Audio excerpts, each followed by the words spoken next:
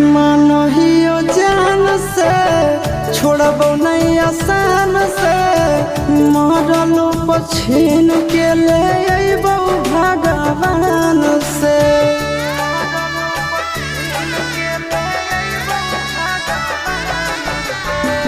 मानहियो जान से छोड़बो नहीं आसान से मरलो पछीन के ले अइबो भगवान से।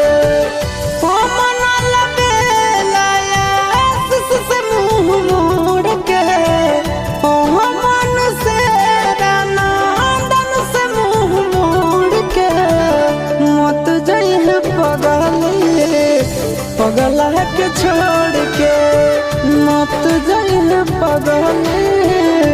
पगला के छोड़ के।